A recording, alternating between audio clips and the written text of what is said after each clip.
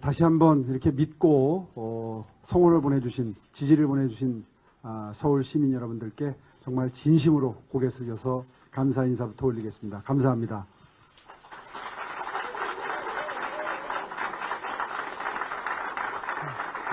정말 무거운 책임감이 느껴집니다.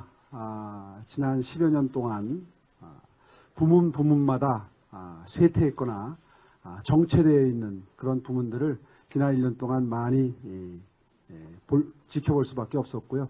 또 지난 1년 동안은 압도적인 다수의 민주당 시의회 때문에 사실은 제가 마음먹었던 일들을 다 발전시키지를 못한 그런 사업들도 많습니다. 이제 시의회 구성이 새로 되는데요. 어떻게 될지 아직은 다는 모르겠습니다만은 작년보다는 조금은 업무 환경이 제가 뜻한 바대로 일을 할 수 있는 환경이 될 걸로 기대를 하고요. 그렇게 되면 좀 더 가속도를 붙여서 제가 마음속에 품고 있었던 일들을 하나하나 해나가도록 하겠습니다.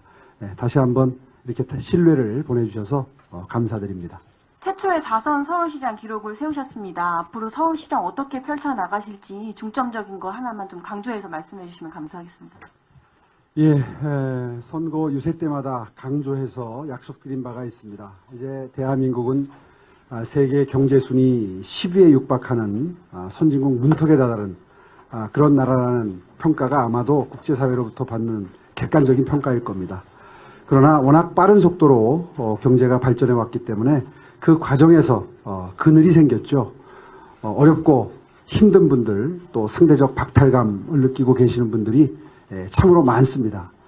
그분들 보듬고 챙기는 게 바로 수도 서울 시장이 해야 될 일이라는 목표를 설정을 했고요.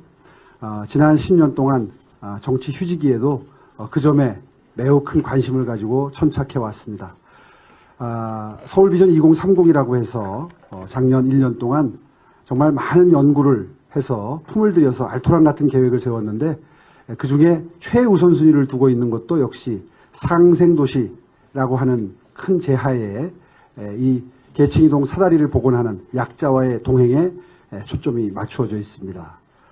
이번에 약속도 드린 만큼 앞으로 4년 동안은 제 서울시정은 바로 그 생계, 주거, 교육, 의료 4대 부문의 사회적 약자들을 챙기기 위한 각종 새로운 정책들이 선을 보이게 될 거고요.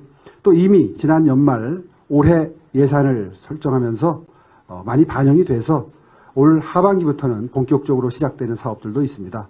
잘 아시다시피 안심소득 3개년 시범사업 같은 경우에는 7월 1일부터 본격적으로 시작이 되는데 그 준비가 매우 어려웠습니다. 중앙정부와의 협의를 거쳐서 시작이 되는데요. 정말 잘 준비가 되어 있습니다. 또 서울론도 마찬가지고요. 이런 이미 시작된 사업들은 더욱더 박차를 가할 거고 올 연말에 예산에 반영해서 내년부터 시작할 의료 취약계층에 대한 보듬는 작업도 아마 올 연말 예산 때부터 본격적으로 시작이 될 겁니다. 이렇게 해서 이 4대 부문에 대해서는 제가 진두지휘를 하면서 차질이 없도록 직접 챙기는 그런 중점적인 사업으로 분류를 해서 해나가도록 하겠습니다. 지금까지 선거 결과를, 개표 결과를 봤을 때 시장님이 각 자치구에서 얻은 득표율과 이제 각 자치구의 이제 국민의힘 후보로, 구청장 후보로 나오신 분들의 득표율이 좀 차이가 나는데 이 점에 대해 좀 어떻게 생각하시는지 묻고 싶고, 그리고 이제 민주당 구청장들이 많이 당선될 것 같다는 예상도 되는데요. 그분들과 협치는 어떻게 나갈 건지 궁금합니다. 감사합니다. 당적을 달리하더라도 구청장님들과 협치를 하는 데는 아무런 문제가 없습니다. 지난 1년 동안도 당적을 달리하는 구청장님들이 100%였거든요.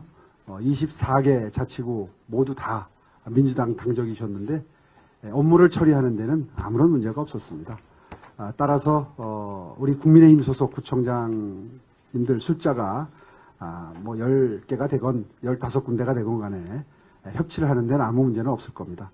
다만 아직까지 그 시의회 구성이 어떻게 될지가 확정이 안 됐기 때문에 말씀드리기가 조금 저어됩니다만은 희망컨대는 적어도 시의회만큼은 과반수 이상이 돼서 제가 뜻한 바 정책들을 하나하나 펼쳐갈 수 있는 그런 업무 환경이 됐으면 좋겠다 하는 바람을 가지고 있습니다. 최초의 4선 서울시장이 되시면서 약간 차기 대권 주자로 입지 굳혔다 이런 평가도 많이 나오는데 이에 대해서는 좀 어떻게 생각하시는지 궁금합니다.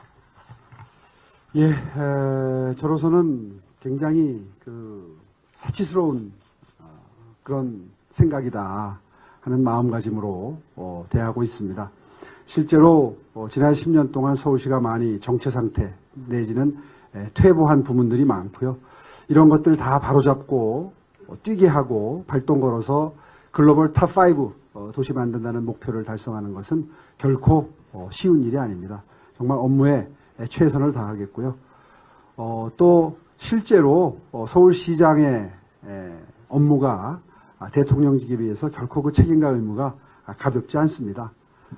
정말 대한민국을 이끌어가는 엔진과도 같은 역할을 하는 서울시가 세계적인 반열에 파리, 런던, 뉴욕 이런 도시들과 어깨를 나란히 하고 또 어떤 부분에서는 앞장서야 그래야 대한민국이 이제 10위권 안쪽으로 확실하게 들어가서 이제는 어떤 그 수치보다는 가치로 승부하는 진정한 의미에서의 성숙한 선진국이 될 수 있다는 그런 믿음으로 서울시를 반열 위에 올리는데 최선의 노력을 다하겠습니다.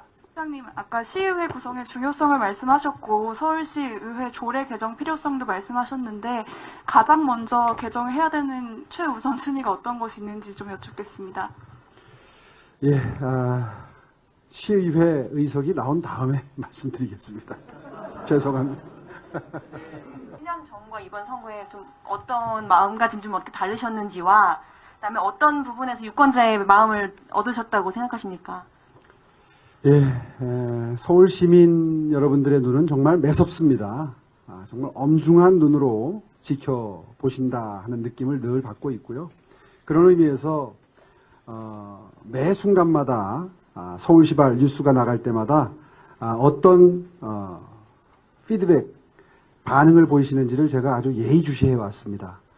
비전 2030이라고 하는 서울시의 그 비전을 설정하고 나서 많은 서울 시민 여러분들이 관심을 표해 주시고 그렇게만 해주면 좋겠다 하는 그런 그 반응을 보여주실 때 굉장한 자기 확신이 생겼습니다.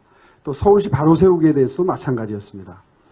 사실 굉장한 저항을 수반하는 특히나 조직화되어 있는 그런 어떤 단체들이기 때문에 제가 사실상 반변단체다. 사실상 산하단체 아니냐. 서울시의 예산이 없으면 한 달도 유지 못 되는 단체가 어떻게 시민단체라고 자처할 수 있는가. 이런 관점에서 예산을 재조정하고 그리고 다른 데로 재구조화했을 때 예상보다 훨씬 더 큰 저항이 있었습니다. 그 과정들을 다 지켜보시고 이번에 이렇게 압도적인 지지를 표명해 주신 것은 그동안 설정했던 방향이 틀리지 않은 방향이니 그대로 힘껏 밀고 나가라 하는 어떤 지상 명령처럼 느껴졌습니다. 또 부동산 정책도 마찬가지입니다.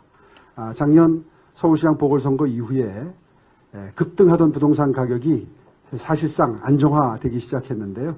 여러 가지 원인이 있겠습니다만은 저는 서울시가 앞장서서 53개 재개발, 재건축 지구에 속도를 내기 시작한 것이 가장 큰 가격 안정화에 바탕을 이뤘다고 자부하고 있습니다.